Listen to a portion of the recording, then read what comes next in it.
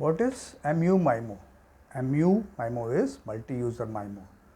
पहले हम single user माइमो क्या है, वो उसमें क्या प्रॉब्लम है वो पता, उसको हम देखें पहले। That is single user MIMO में प्री और पोस्ट प्रोसेसिंग ऑफ सिग्नल जो थी वो जो है दोनों तरफ होती थी। दैट इज एक्सेस पॉइंट पे भी और कस्टमर प्रेमाइसेस इक्विपमेंट में भी।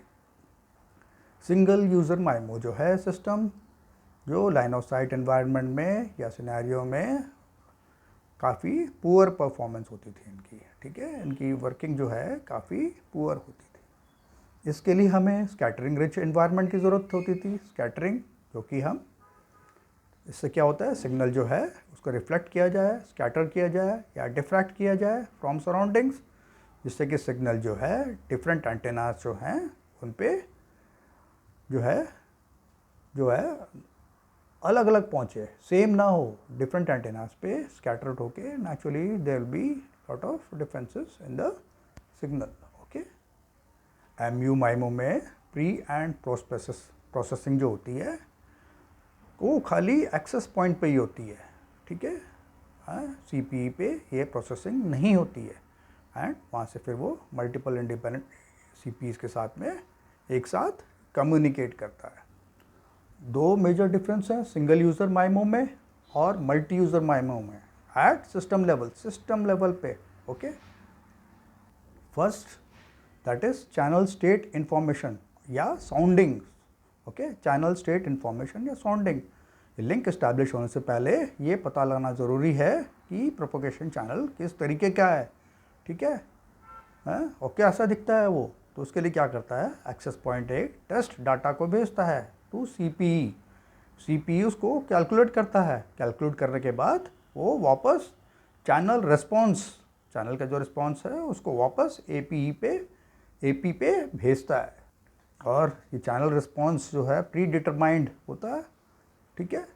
उसके बाद इसके प्री डिटरमाइंड नॉलेज की बात कर रहे थे हम लोग, तो इसको फिर वो यूज़ करता है फॉर डाउनलोडिंग ऑपरेशन, डाउनलोड के टाइम पे सही ऑपरेशन के लिए।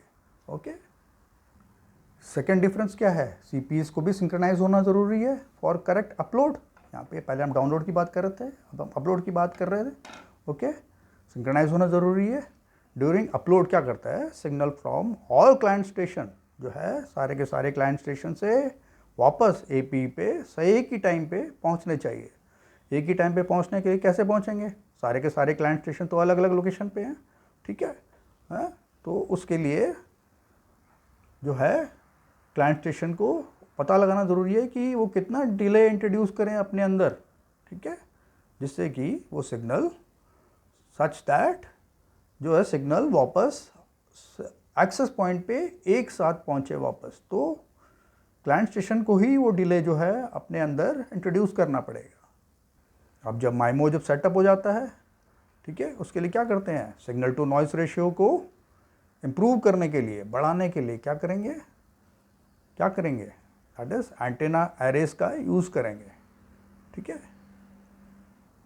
इस डायग्राम को देख लीजिए, access point is on one side and CPEs are on the other side. Again इस डायग्राम को देख लीजिए, मल्टी यूज़र माइमो में प्री एंड प्रोसेसिंग जो है खाली एक्सेस पॉइंट पे हो रही है। यहाँ पे जो है पहले टेस्ट डाटा और वापस उसका return channel response from CPE बताया गया है टू एक्सेस पॉइंट। यहाँ पे अगेन यू कैन सी कितना जो CPEs जो है डिले कैसे इंट्रोड्यूस करते हैं so that signal arrives at access point simultaneously या एक साथ एक्सेस पॉइंट पे कैसे पहुँचे। Let us see how to do antenna array setup.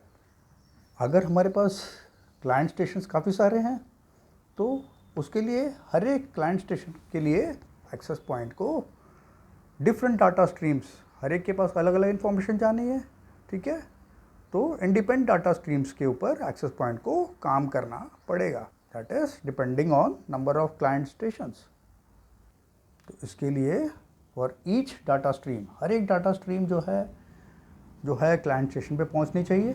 Okay, तो उसके लिए क्या करेंगे, एंटेना जो एरे है उसको कॉन्फ़िगर किया जाएगा, जिससे कि जो मेन बीम जो है रेडिएशन पैटर्न जो है, मेन बीम जो रेडिएशन पैटर्न की है that is aimed at correct corresponding client station ठीक है, करेक्ट, करस्पॉन्डिंग क्लाइंट स्टेशन पे एम की जाएगी सो दैट इंडिविजुअल सेटअप जो एंटेना एरे का है वो हर एक के लिए डिफरेंट हो जाएगा। हर एक क्लाइंट स्टेशन के लिए जो है एंटेना एरे का सेटअप जो है हर एक के लिए हर एक क्लाइंट स्टेशन के लिए अलग हो जाएगा।